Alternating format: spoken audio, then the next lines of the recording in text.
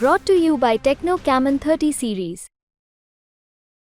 ગોંડલના ભાજપના પૂર્વ ધારાસભ્ય જયરાજસિંહ જાડેજાના પુત્ર ગણેશ જાડેજા અવારનવાર ચર્ચામાં આવતા રહેતા હોય છે અને લાઇમલાઇટમાં પણ રહેતા હોય છે.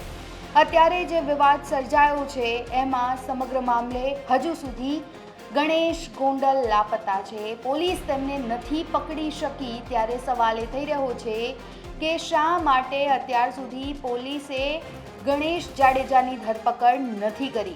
બીજી બાજુ આ સમગ્ર મુદ્દે 11 લોકોમાંથી 3 લોકોની ધરપકડ છે પોલીસ દ્વારા કરી લેવામાં આવી છે અને બીજી બાજુ ગણેશ જાડેજાને પણ પોલીસ હાલ શોધી રહી છે. પરંતુ ક્યાંક ને ક્યાંક એવી ચર્ચાઓ શરૂ થઈ છે કે કદાચ પોલીસ કોઈને છાવરી રહી છે કાં તો આંખ આડા કાન કરી રહી છે. ત્યારે આ રિપોર્ટમાં જાણીશું આપણે કે કોણ છે ગણેશ ગોંડલ. ગોંડલના ભાજપના પૂર્વ ધારાસભ્ય જયરાજસિંહ જાડેજા અવારનવાર ચર્ચામાં રહેતા હોય છે. ક્ષત્રિય આંદોલન સમયે પણ જયરાજસિંહ જાડેજા તેમના નિવેદનને લઈને લાઇમલાઇટમાં હતા. હવે તેમના પુત્ર ગણેશ જાડેજાને લઈ એક ચોંકાવનારો કિસ્સો પ્રકાશમાં આવ્યો. ગણેશ જાડેજાને તેમની ટોળકીએ કોંગ્રેસના નેતાનું અપહરણ કરી તેને ઢોર માર માર્યાની ફરિયાદ નોંધાઈ. આ મામલે ગણેશ ગોંડલ અને તેની ટોળકી સામે એટ્રોસિટી હેઠળ જૂનાગઢ પોલીસ સ્ટેશનમાં ફરિયાદ દાખલ કરવામાં આવી છે. હાલ કોંગ્રેસ નેતા સારવાર માટે જૂનાગઢ સિવિલ હોસ્પિટલમાં છે. ગણેશ જાડેજા ગોંડલના ધારાસભ્ય ગીતાબા અને જયરાજસિંહનો પુત્ર છે. જયરાજસિંહ જાડેજા અને ગીતાબા જાડેજાની રાજકીય પકડ ગણેશ જાડેજા ધરાવે છે. રાજકીય વગ ધરાવતા ગણેશ જાડેજાની ધાક ગોંડલમાં ખૂબ જ વધુ છે.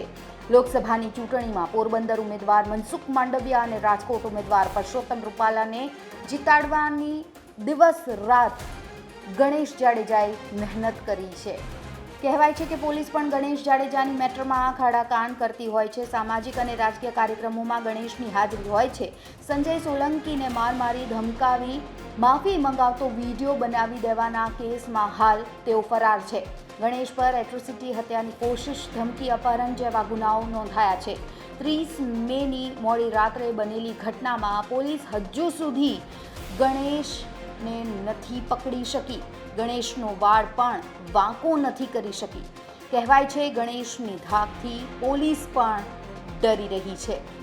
સામાજિક અને રાજકીય કાર્યક્રમોમાં અચૂકપણે ગણેશ જાડેજાની હાજરી જોવા મળતી રહેતી હોય છે અને અવારનવાર તેઓ ચર્ચાઓમાં પણ અને વિવાદોમાં પણ સપડાયેલા જોવા મળતા હોય છે. ત્યારે ક્યારે પોલીસ તેમની ધરપકડ કરે છે અને ક્યારે તેઓ પોલીસ સમક્ષ રજૂ થાય છે એ જોવું ખૂબ જ રસપ્રદ રહેશે. અત્યારે આ રિપોર્ટમાં બસ આટલું જ. ગુજરાતના તમામ મહત્વના સમાચાર જોવા માટે અને જાણવા માટે આપ જોડાયેલા રહો ગુજરાત તક સાથે. ફરી મળીશું. નમસ્કાર.